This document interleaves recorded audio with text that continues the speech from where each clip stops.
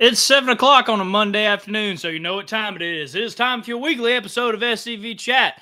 Before we get started, please remember the views and opinions expressed in this broadcast are not necessarily the views and opinions of the SCV, GEC, nor Divisions Brigade camps of any other subsidiaries. How is everybody doing in Dixieland tonight? We have an interesting show for you planned. We did push back our talk that we were going to have this week to next week, to next Monday, simply because we have some breaking news tonight. And I think you all know what we're going to be talking about, but I want to give you all time to share this out to your camps, brigades, armies. Share it out to any Confederate-friendly person you know, because it is time to get into some great news. It's good to see everybody. And y'all have already showed up in good numbers. So I'm just going to go ahead and introduce our main speakers for tonight, our breaking news anchors, let's say. I have joining me tonight on this special Monday, our Commander-in-Chief, Walter D. Donnie Kennedy, and past Chief of Heritage Operations, Mr. Ron Kennedy. Thank you for joining me, man. Greetings, Moose. Ron, thank you for joining us. And I really appreciate Moose, you're our Deputy Chief of Heritage Promotion. And Ron is my number one man in Louisiana to help things going, my aide de camp in Louisiana. So I appreciate y'all.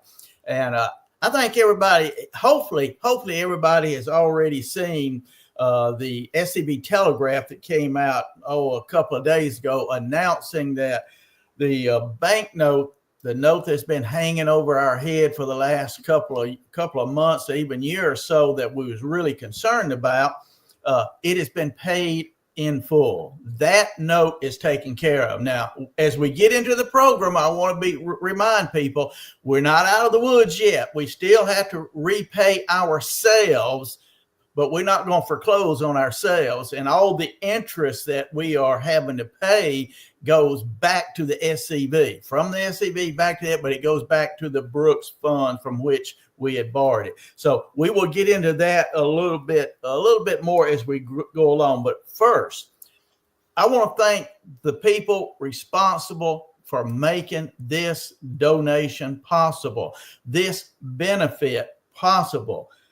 And yes, I am speaking of the benefactors who came up with the balance that we owed, some 800.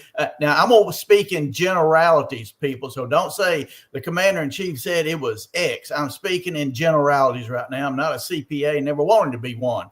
But anyway, roughly we owed had left owing about $880,000 left to be paid off. And some benefactors were very generous who came in and helped to liquidate that note. But the important thing, as I noted in my my SCV Telegraph, this would not have been made possible if it had not been for the members, you people out there, you sons of Confederate veterans that dug down deep in your wallets, in your pockets. You borrowed from Peter to pay Paul. Some people paid $5, some $50, some $10,000, some $1,000. Different people donated money. When we started this 21st Century Confederate Heroes Project, people jumped in there. These benefactors were sitting back and watching that almost $2.5 million note. And they were saying, I'm not going to give all that money if these people aren't willing to do their part.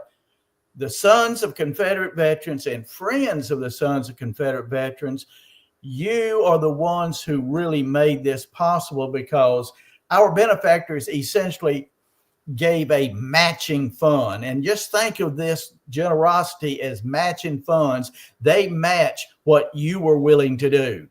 And if it had not been for you and your activity, this would not have happened. Now, the 21st Century Confederate Heroes Project was a large part of proving to these benefactors that we were serious.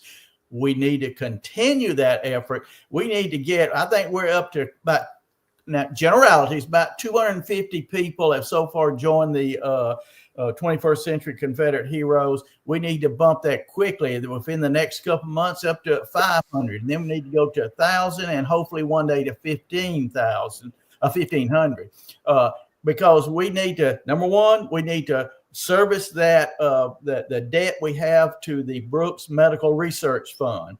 Now, remember, I'll get into this in a minute. We're paying that back to ourselves, quite a bit different. So right quick, let me just, and I'm gonna throw this out to Ron here in just a second, because I want you to understand what was hanging over our head.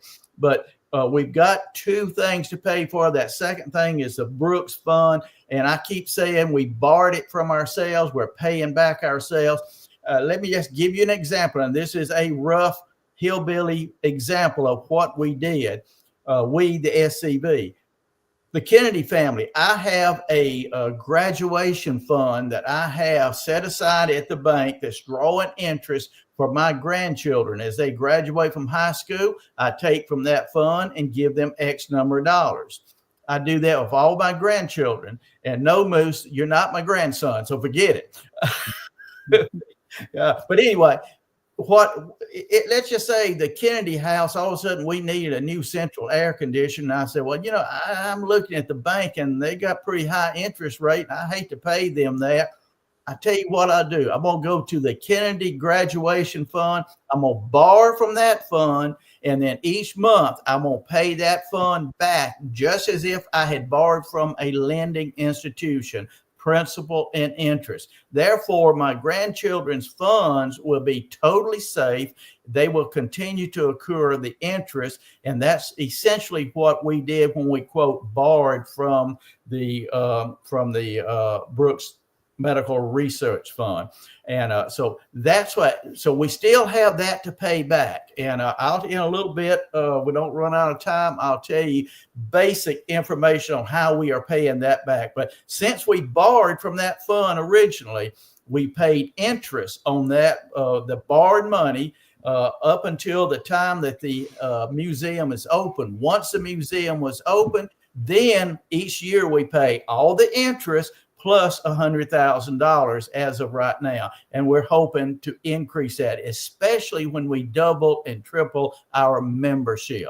Now, Ron, you and I are old enough to remember past President Jimmy Carter.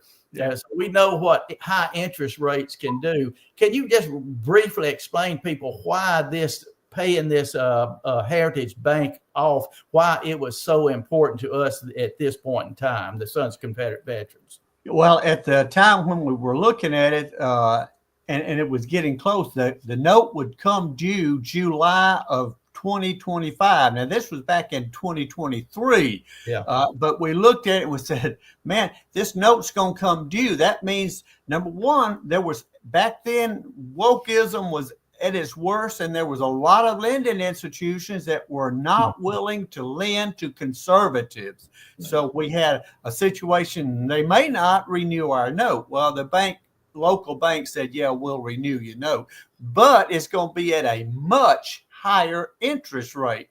Now, back in the Carter era, the inflation rate went up, I believe, as high as 12%.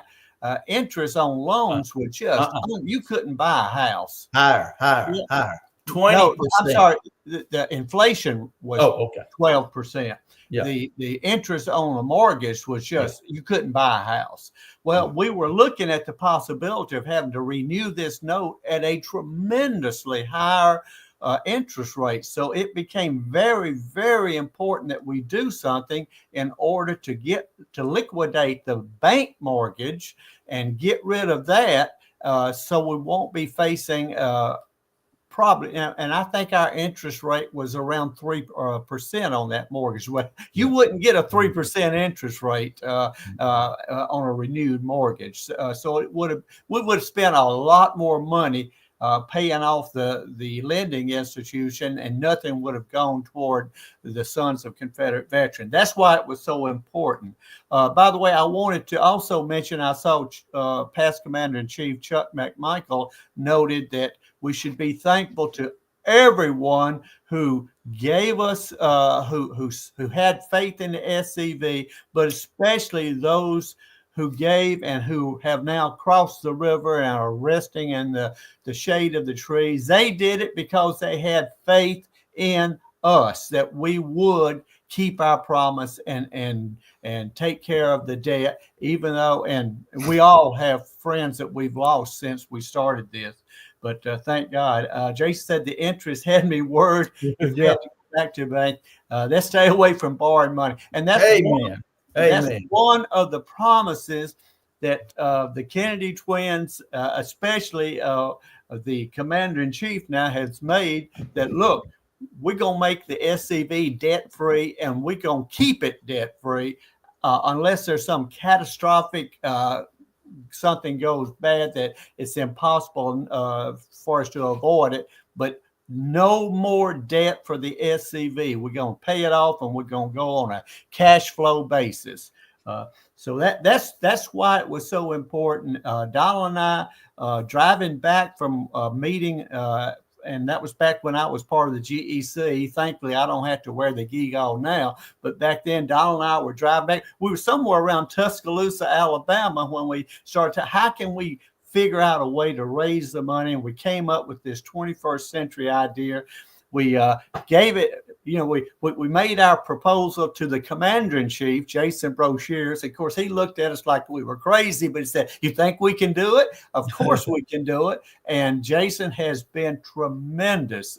Past commander-in-chief now, Jason, but while he was commander-in-chief, very strong, working to help us to get this 21st century Confederate Heroes thing going.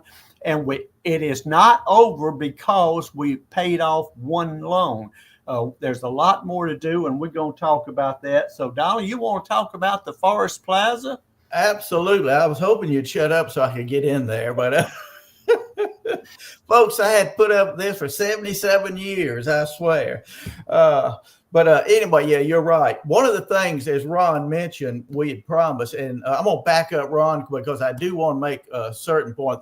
The benefactors did ask. Well, they didn't ask. They said, if we give this money, we'll match what y'all have done. But we number one, the money must go to pay off the debt. It must pay off that bank note debt. Now, we're not talking about the Brooks Fund. Now, we're talking about the bank note that was hanging over our head like a big anvil ready to drop any minute. Number two, you will never get the SCV in this type of position again. If you have to borrow money, if you have a capital expenditure, say there's a piece of property that is just absolutely wonderful that we really need, then we'll raise the money and then purchase the equipment. So it'd be, as Ron said, it'd be almost a cash as you go. And number three, they wanted to remain anonymous. So we are keeping that close to our chest. So very few people, only those who need to know, know. So if I tell you and you don't need to know, Jason Broshears will be out to kill you the next week or so. So be careful. I hear he's handy with a weapon. I'm not sure. If not, we'll get Carl Jones to do it.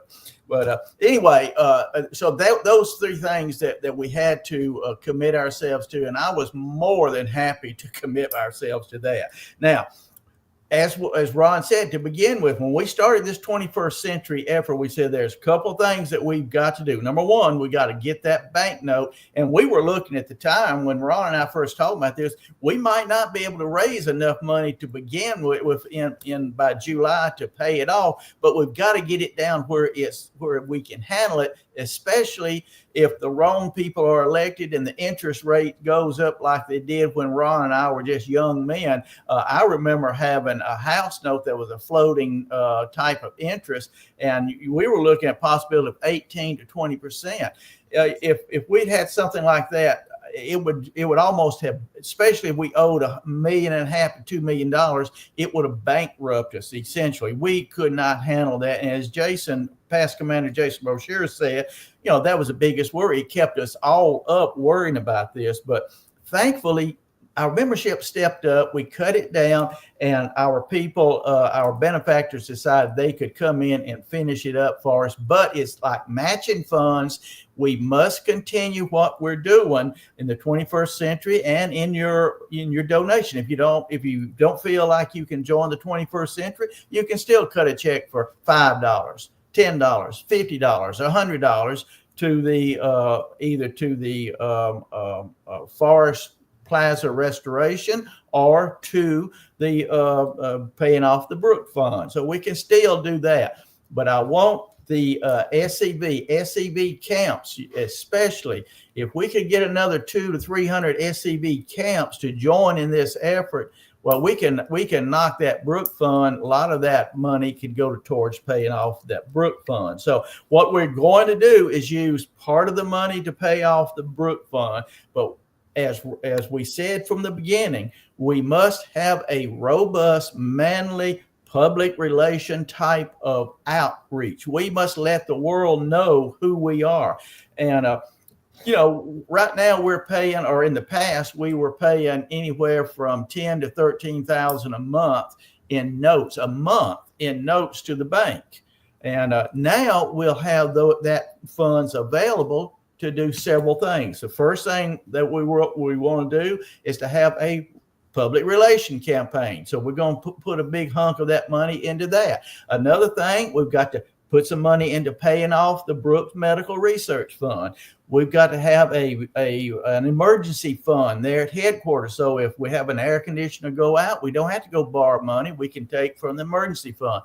We've got to look at the possibility of how do we keep this museum open on Saturdays, on weekends. You cannot have a viable museum that's not open on a regular routine basis on Saturday. That's when most people are going to be coming to visit. So all those things need to be done. But the number one and two, number one, we must have a robust outreach. We must do advertising. We can double and triple our membership if people know who we are and what we are about. That's one of the main things that I'm going to be stressing, that I'm going to be pushing, because every financial problem that the SCV has ever faced, it faced because we didn't have enough members paying dues. And we don't have to increase, and we should never even consider increasing dues. We should consider what do we need to do to increase membership. Right now we have roughly somewhere between 26 and 27,000 paid members and friends and life members of the SCV. If we double that, we can $3 on every dues that you pay in. $3 goes to paying off museum debt indebtedness. That in itself could go to help to take care of the Brooks Fund. The money we save from not having to pay interest and principal to the bank, some of that money can go to paying off the Brooks Fund. Right now, we have a budgeted item on the Sons of Confederate Veterans on our yearly annual budget. It is budgeted to pay off the Brooks Fund. As I said, from the time we borrowed the money, we've paid, I think it was, and again, remember folks, this is rough. I'm not a CPA. I don't have the books in front of me. Roughly $60,000 a year in interest until we open our doors. Once we open our doors, we continue to pay the interest and then $100,000 on the principal. Now we've got to pay that principal off, and we will continue doing that. When I was in South Carolina, I was talking with Army of Northern Virginia Commander Jamie Graham, and one of the things that he said that we need to do is offer our membership a way out plan, a plan they can look at and say, okay, if we do X number of dollars over how many years or will it be until we pay this fund back to the Brooks Fund? Now, of course, when we were talking, I had no idea that, and I did not either at that time, that we would have the banknote paid off. But now all we're looking at is just the Brooks Fund, getting it paid off. So we can do that. Now the restoration project. Wait, just quickly. Yes. Let's make sure everyone understands that the SCV is having no problem meeting the requirements to pay the Brooks Fund. This isn't like the emergency we were having with the bank mortgage. Absolutely. So that's a budgeted item, and it's taken care of. Even if we did nothing else, eventually it would be paid off. Absolutely. If we just keep the membership right where it's at, and probably 10 to 20 years, that would be paid off. But I don't want to do that. What I want to do, fellas, is to advertise. How do you sell Coca? Listen, let me ask you something. When I grew up, there was two types of cars that you could buy, a Chevrolet or a Ford. Some people would try a Dodge, but they'd sit on the side of the road. But how did you convince people to buy a Chevrolet or a Ford? You advertise. Yes, you advertise. Now, did advertising, how many cars were sold strictly because of advertising? It didn't. What it did, it put those people into the shop, the window, the floor of that automobile sales, where the salesman then can say, look at this beautiful car, and he can then give all the information that the individual is already interested in buying that Ford or that Chevrolet, and it's easier for that salesman to make that sales. Think of that floor of that room where that car automobile shop, that's your SCV camp. All we're doing at the national and local level by advertising for the Sons of Confederate Veterans, we make it easier for you to recruit and retain members. Ron, what does advertising do for retention? Oh, well, it's going to make retention a lot easier because, like Dr. Sandy Mitchum said, when he joined the SCV, he didn't join a Civil War roundtable or a Civil War discussion club. He joined a movement, and that's what we're up to. Now, Donald, we're filibustering, so you need to talk about your next one on the list. I believe it was a restoration. Yes. I'm looking at that right now because what we have, I have appointed past Commander Jason Broshears as the chairman of the Restoration Committee. As of right now, if you have read my message on the SCV Telegraph, I said we were about 85% funded on the restoration. That was 85% of the original cost, the original estimation. And that was an estimation, folks. That wasn't a cut and dried, this is the bottom line, this is what it's got. It was an estimation. But that was several years ago. We're looking at now 200, maybe even 250,000, and who knows how much. That's why we've got to go ahead and get this thing funded and get started. So what we're doing is we're taking 20% until we get enough money to pay for the restoration project in the Forest Plaza. We're taking 20% of the dollars donated via the 21st Century Confederate Heroes, putting it in the Forest Restoration Fund, and we're getting that built up to the point where we can restore that plaza. Now, I was looking at the beginning of this show, Harrison. There was a beautiful picture of the front of our Elm Springs and the museum, and I thought, how much better is that going to look when we have General Forrest on the pedestal sitting up there with that giant Forrest Confederate flag flying? Folks, that's going to be impressive. Now, listen, when we restore that plaza, we're going to have a major event.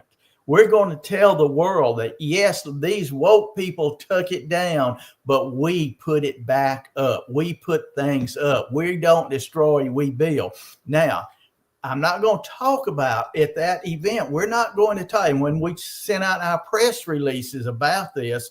We're not going to talk merely about the Forest Plaza in Columbia, Tennessee. I want to talk about all the things we've done in Virginia, South Carolina, Florida, on and on, Mississippi, Louisiana, all the monuments that we've saved, all the new monuments that we put up, all the flag and Confederate parks that we have established and are running. Listen, when I tell my friends about this who know nothing about the SCV, they think that we have lost it all. When I start telling about all the things that we've done and the monuments that we've saved, and I'm telling you, for every one that the wokesters have destroyed, we put up at least 3 to 5, and they've only really destroyed a small handful. they've had a lot of them removed to better locations, and thanks to our lawsuits and everything, in most cases, the municipalities had to pay for the removal, and they're in a better location. So, folks, keep up the effort on the 21st Century Confederate Heroes. Camps, camp commanders, I'm imploring you, I'm really begging you, get your camp involved. You can start out with $100 donation, and the next 12 to 18 months, pay it off.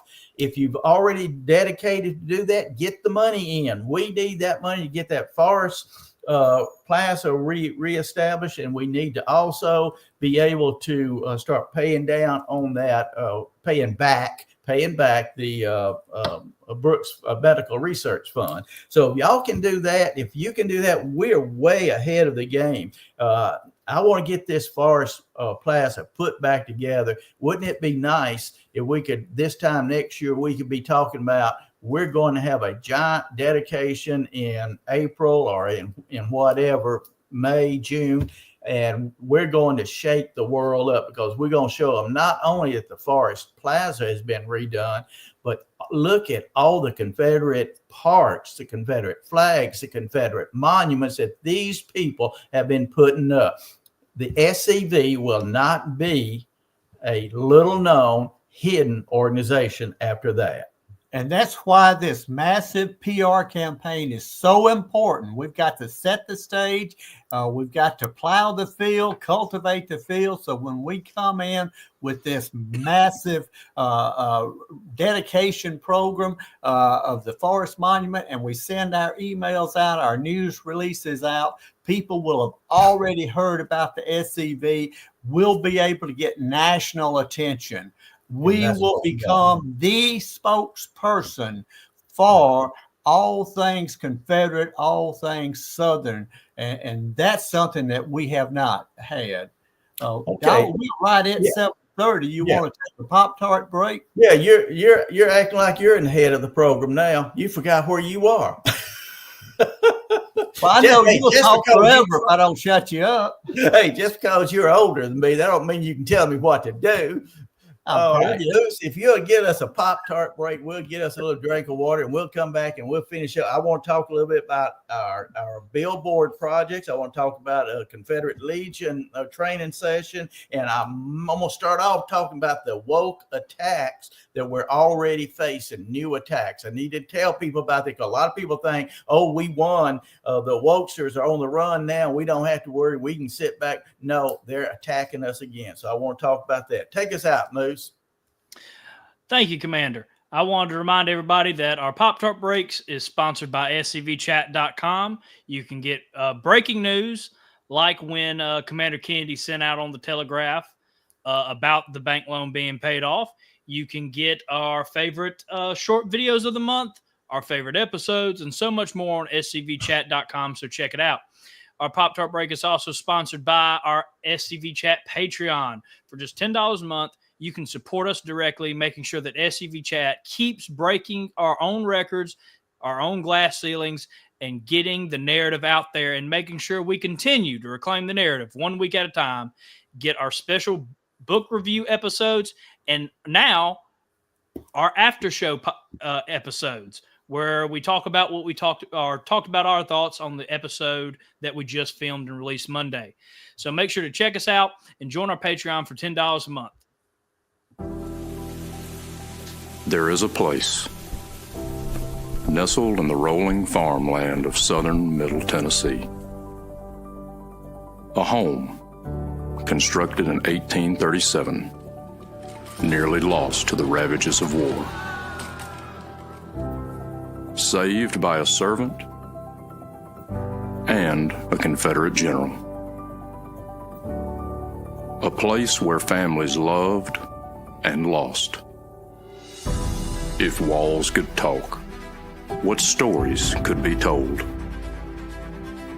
If a place, a home, can feel love, loss, pain, surely this is one of those places.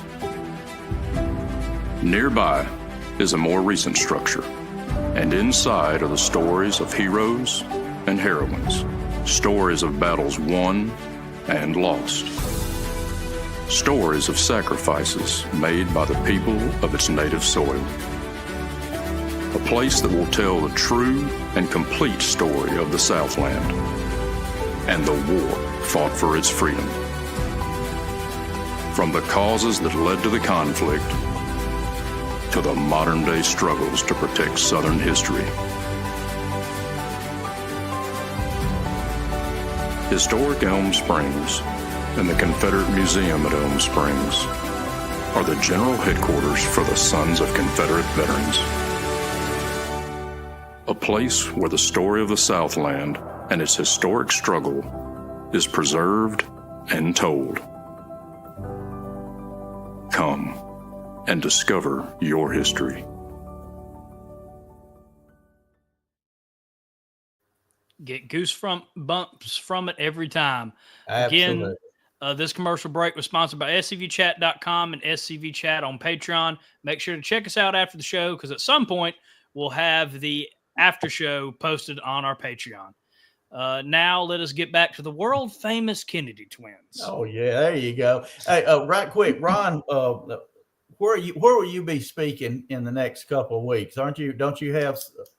Yeah, I've got 2 places. I'll be in Memphis, Tennessee, up in Lee Miller's territory. I hope I don't ruin his reputation by associating him with the Kennedy twins, but I'll be up in Memphis this coming Saturday, and the following Saturday I'll be up in Northwest Louisiana at the Taylor Camp, I believe. Yeah. And I know Donald and I have in February. The 3rd week in February, we'll be at an Abbeville Institute discussing the Reconstruction era. But Donald, before we go any further, I wanted Moose to show us. You got those 2 photographs. I just want to show people that way back in. This is in 2023. Go ahead and put up the see, this is a PowerPoint that Donald and I put out and sent out, the SCV's battle plan for the 21st century. Show the next picture. This is just one of the slides here, but I want you to notice that the first bullet point there is become the nationally recognized spokesman for traditional Southern values via a massive public relations campaign. The next thing is double and even triple our membership. So this is not something that we've just come up with in the last month or so. This is something we've been working on for a good long while, and I think it can be done. All right, Moose, you can take it down. I just wanted people to see that and remind them. And Moose, you have the link to that YouTube video? Yes, or is it on Rumble, I believe? It's on Yes, Rumble. Yeah, it's on Rumble. So, and if you can put it up so people, if you want to see it, you can take a look at it. But remember, Donald and I are going to have to, or maybe Donald and Jason or someone else going to have to redo it and bring it up, because that was before we had any idea it was going to be paid off this soon. But it does give the background to the 21st century Confederate heroes. So we want to do that. All right, Donald, what's going next on the agenda?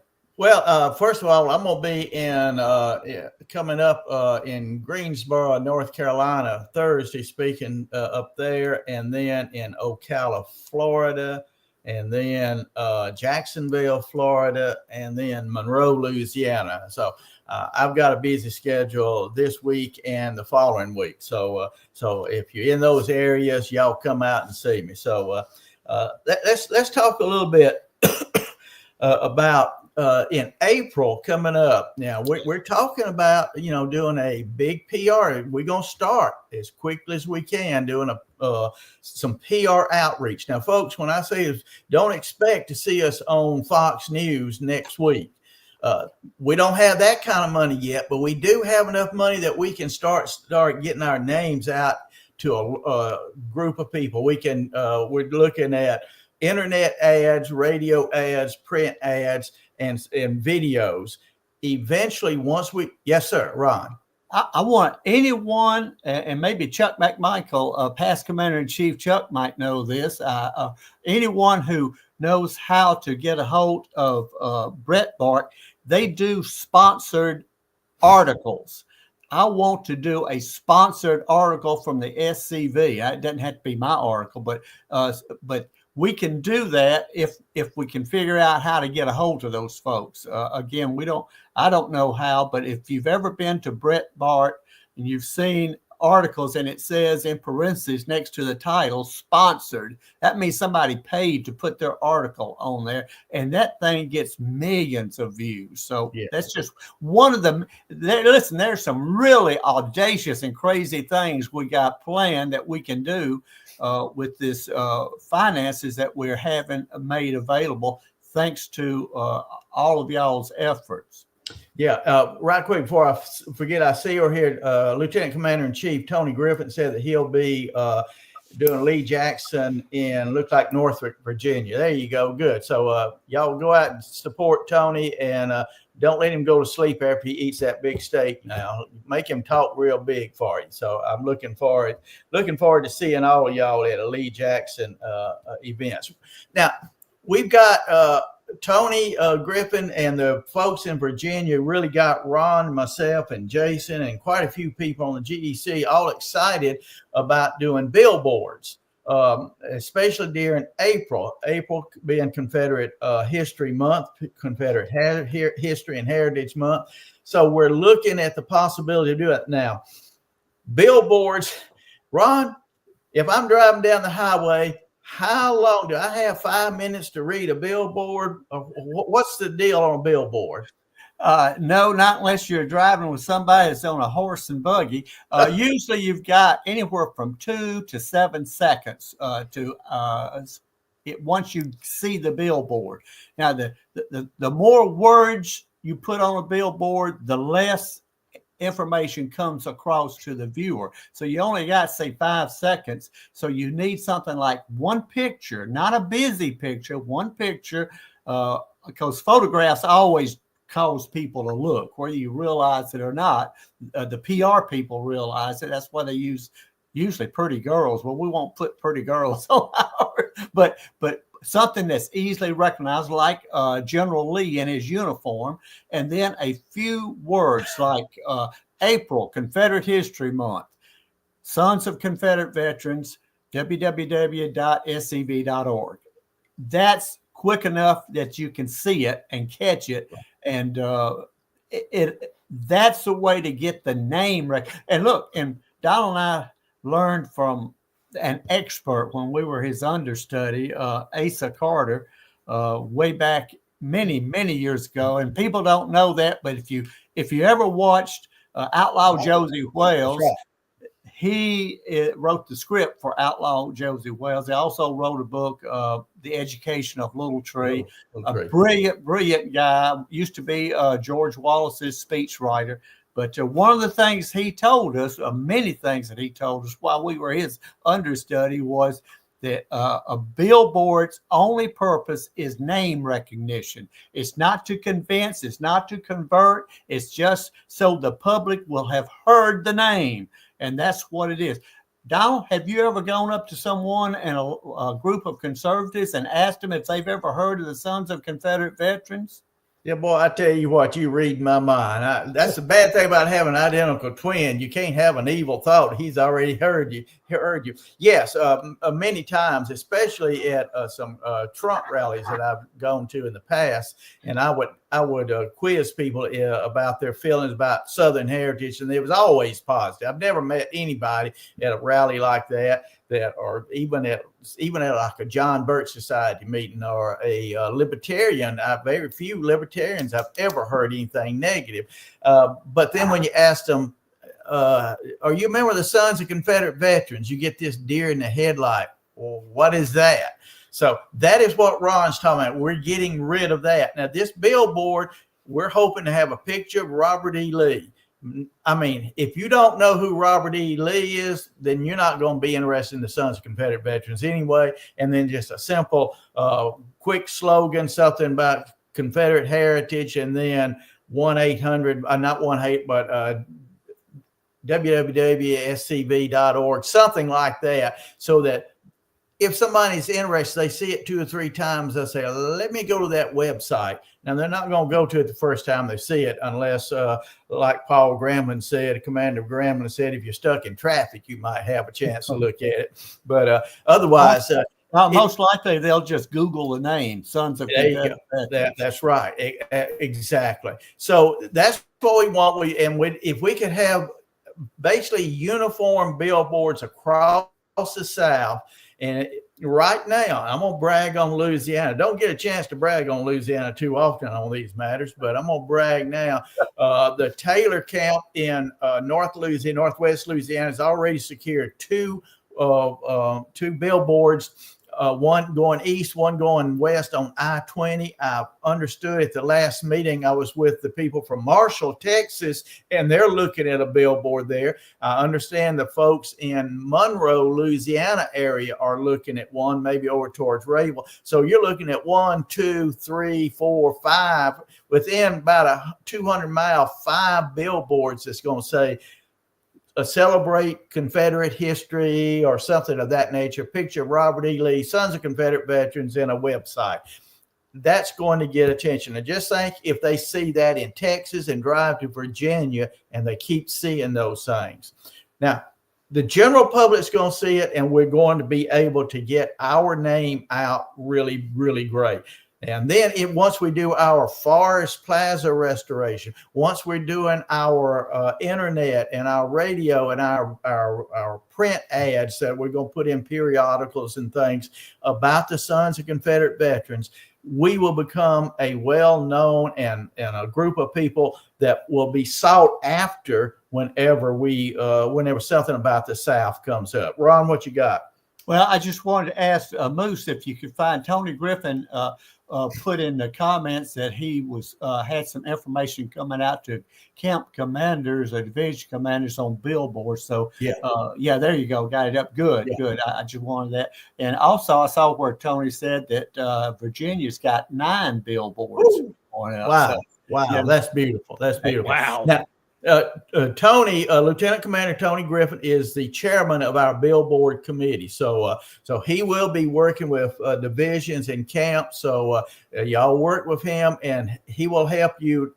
Number one, in Louisiana, we've already working with Lamar Billboard Company. We're having great success, and we're just feeding that information to Tony so that he can disperse it to everyone else and kind of help you out on the minutia of getting these things done. So this is time sensitive, Donald. This is very time sensitive. You can't wait till March in order to try to get an April billboard. We need to get it done this month. But by the end of this month or the first week in next month, where you need to have your site secure. Now, that don't mean you have to pay for it then, but you need to have it secure. And if you get with Tony, he can give you the graphics and show you what they'll need to make our billboard. So we can definitely get that happening. Now, also the national, we're looking at putting together some yard signs, Confederate month, Confederate with Robert E. Lee and Confederate Heritage, and our website for yard signs that you can put in your yards and at crossroads. I've got right here between here and West Monroe, there are several small crossroads. I can stick those down and people will see them. And I've had people say, well, yeah, but they won't stay but a day or two. Well, that's a day or two longer that people will see them that would have never seen them before. And most of the time around here, if people steal them, it's because they want to put them in their yard or something. So you just have to look where you put them, but you could put them. Yes, sir. Go ahead, Ron. Now, I was going on before we get away from billboards.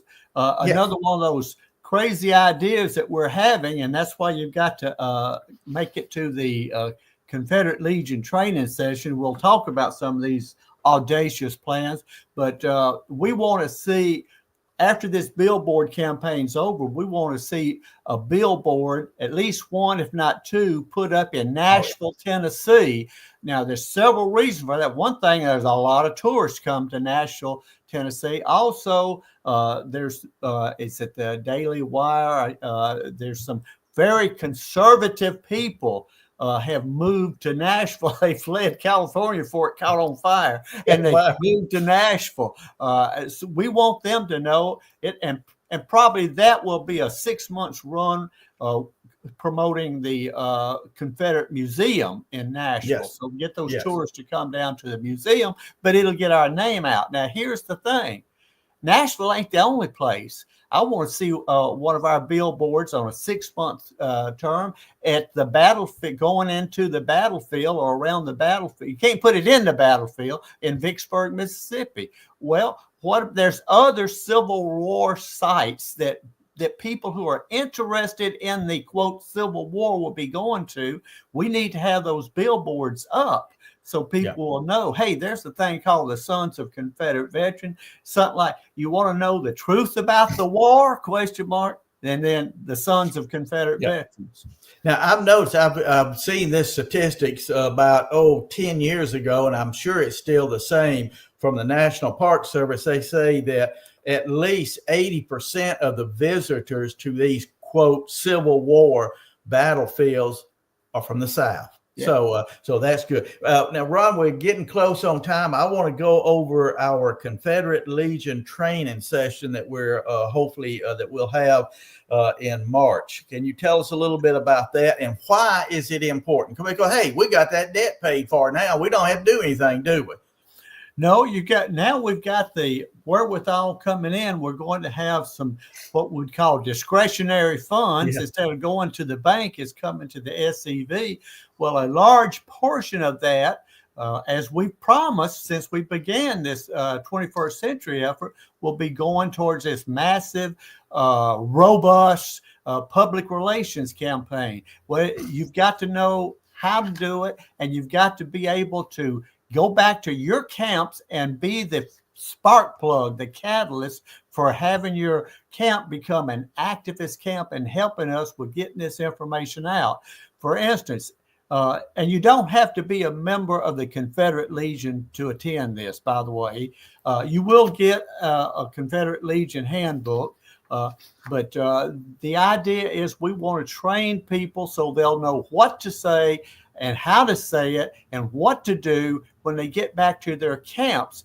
And for instance, this billboard campaign is an excellent example. Let's suppose, say in Louisiana, only North Louisiana are the only ones that can put up billboards, and the people in South Louisiana just, they too busy eating crawfish or something, and they never got around to putting up any billboards. Well, that's all right. That's not all right. But if that's the case, it still doesn't let you skate free.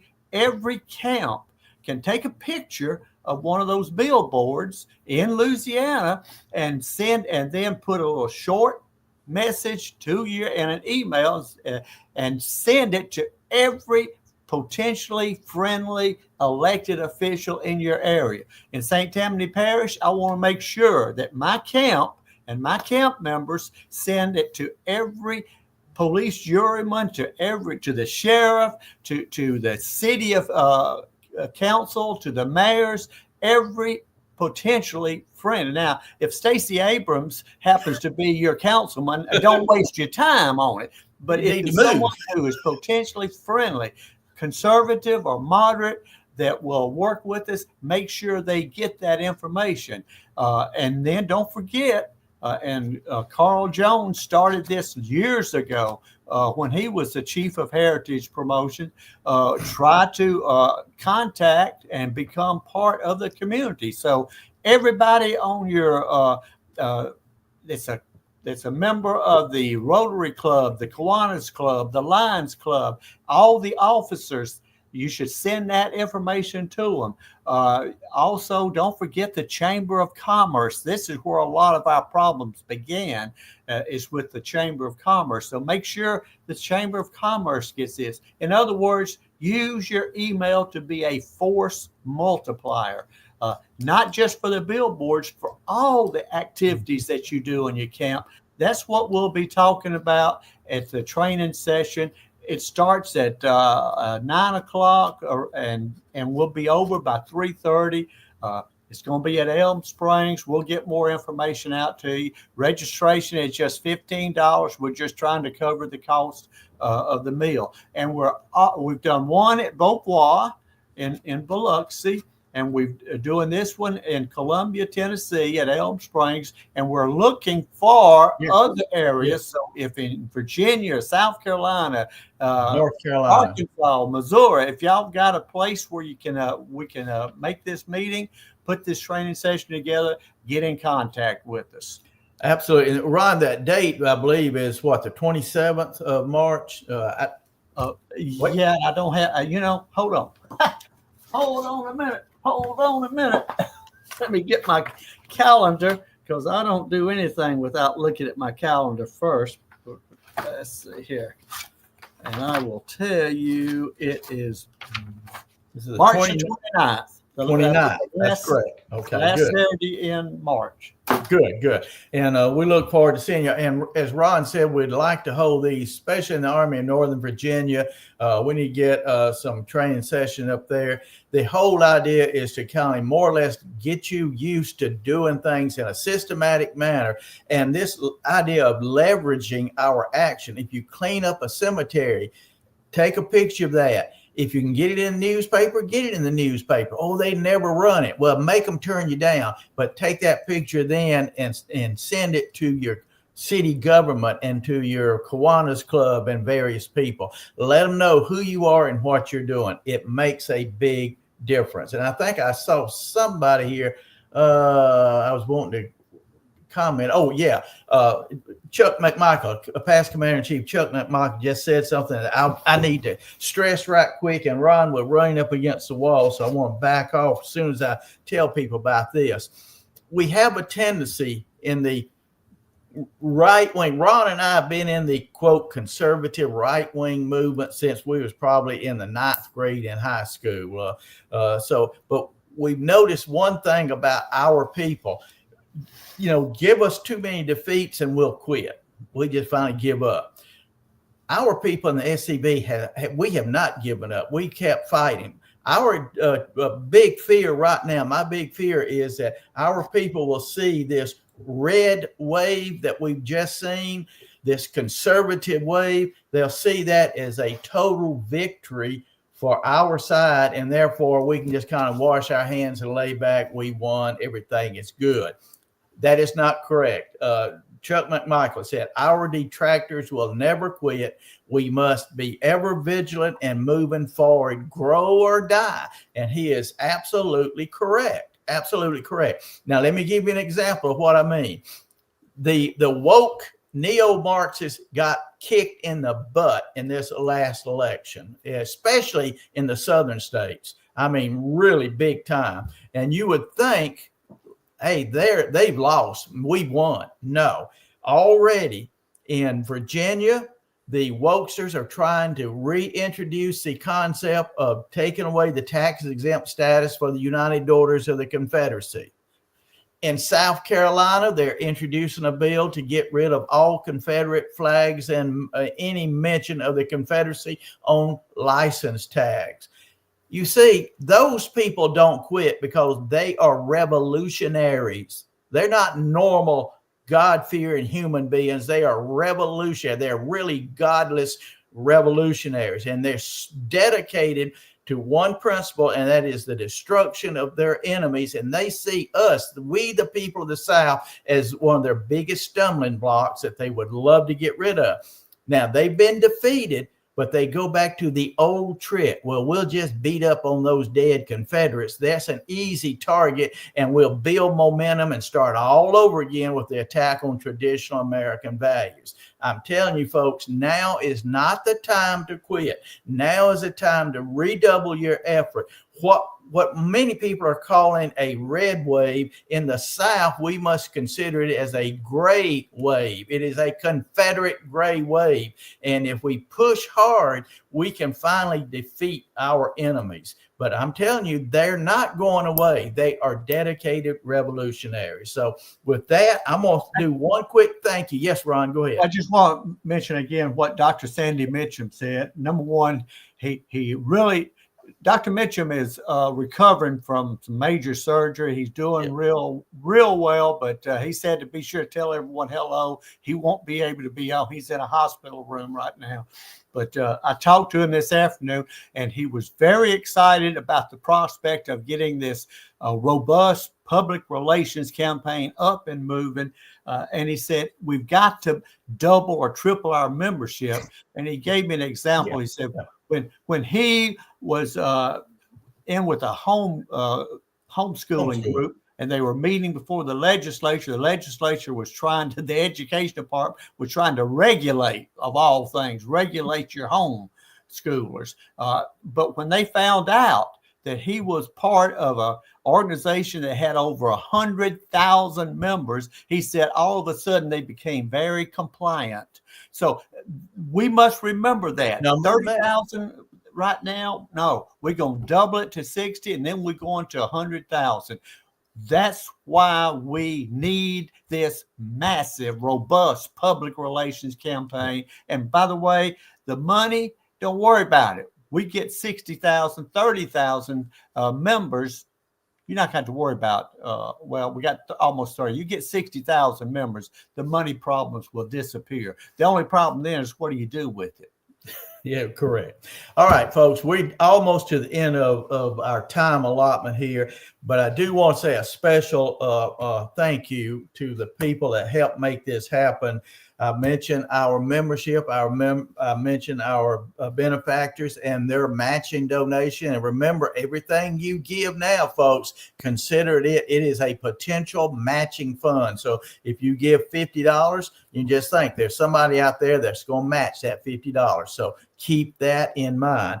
But I was notified about this possibility several days before Christmas.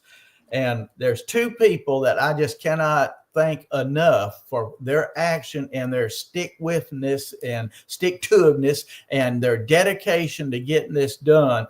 And one of them was on vacation, but I called him right off of vacation. That's Adam Southern, our executive director. Adam was there every time I called. I know he probably said, oh crap, there he is again, but he picked up that phone with a smile or a chuckle, and he did what was necessary to make this happen. And Jason, bless his heart, I thought I was going to have to come to Columbia and do CPR on the man.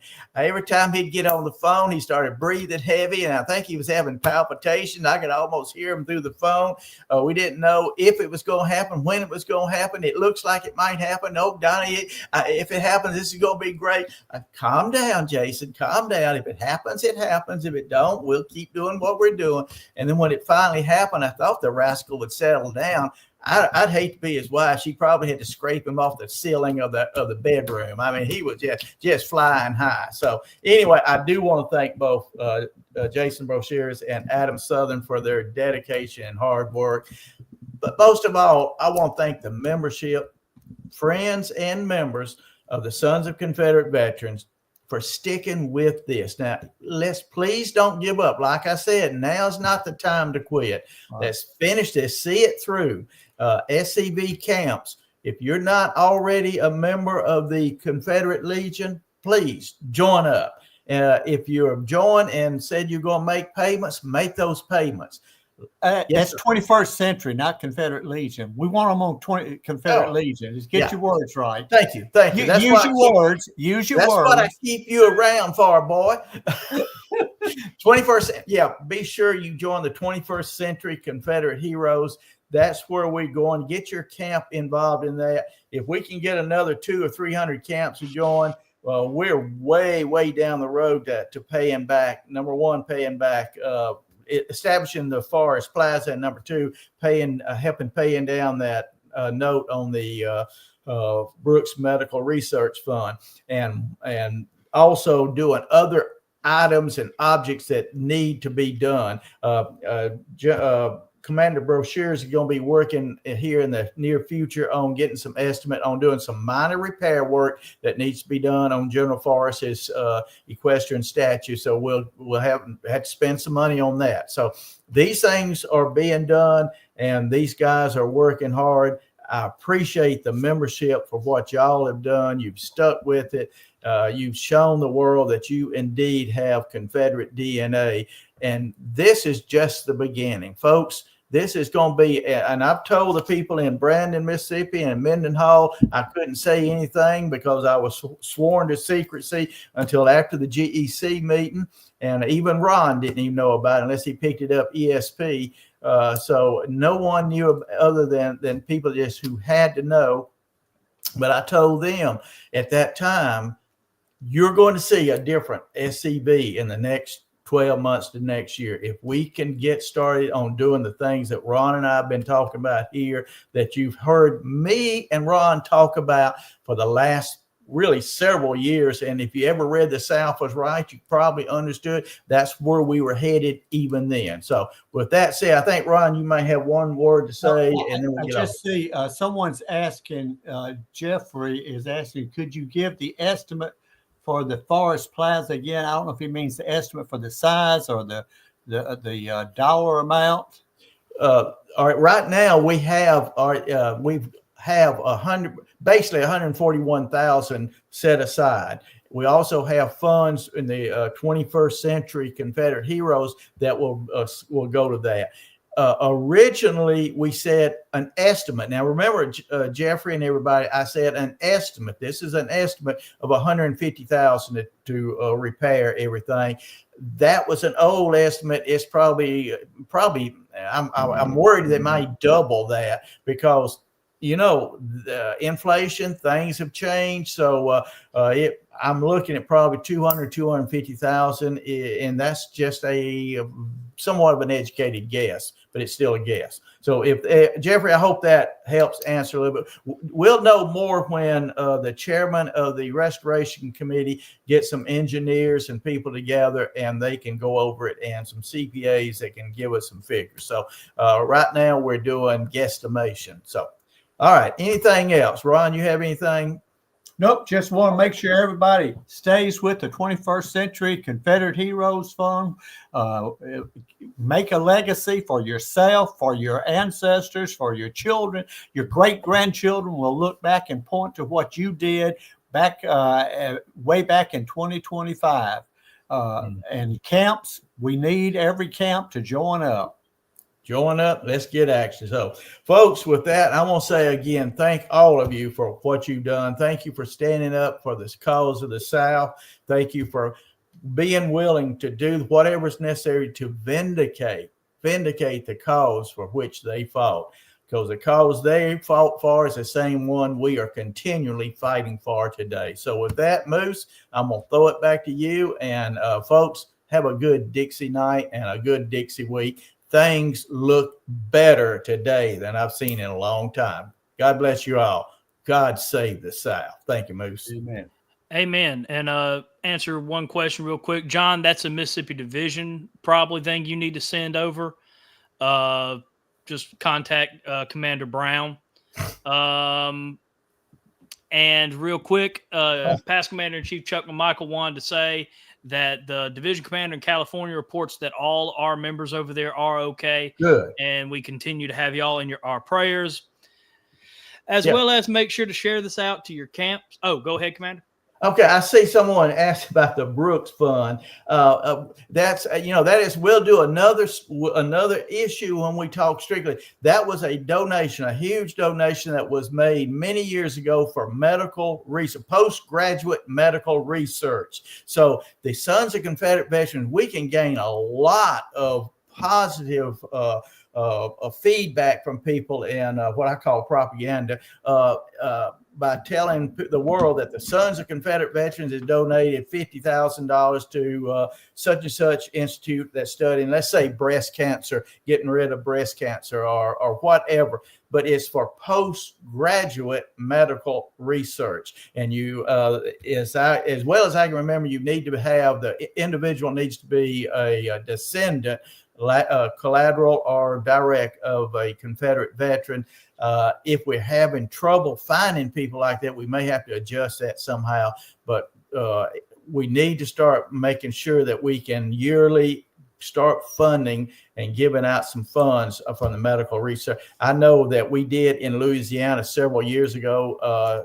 We did some, and somebody was laughing, saying that whoever found that money had to go all the way back to the Confederacy to find it, but they got the money to do the project. So that's it. I hope that answered. But you can go to the website and look up Brooks Medical Research Fund. So sorry, that should take care of that, hopefully.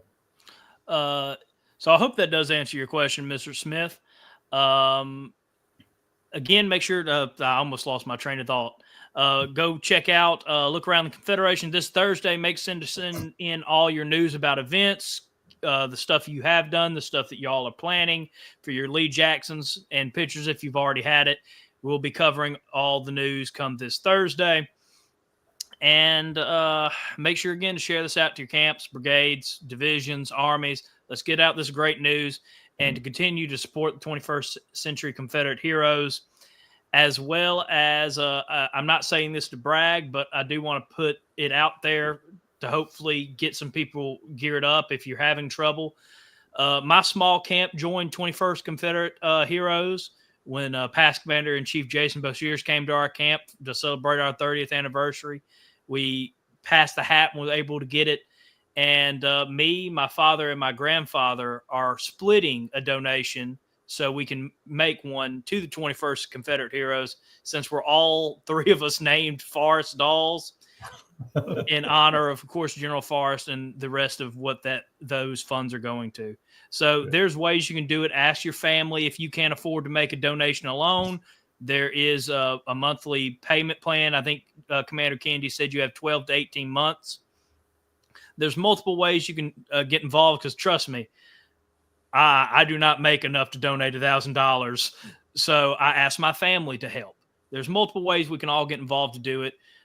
So please try to ask around and join the 21st century Confederate Heroes. I want to thank all our Patreon members and ask you that at some point, I don't know when it'll be uploaded, to go watch our after party of this episode on Patreon. And see y'all Thursday. And remember, chat heads, no Fumar in the elevator. Good night, everybody. Good night. Right.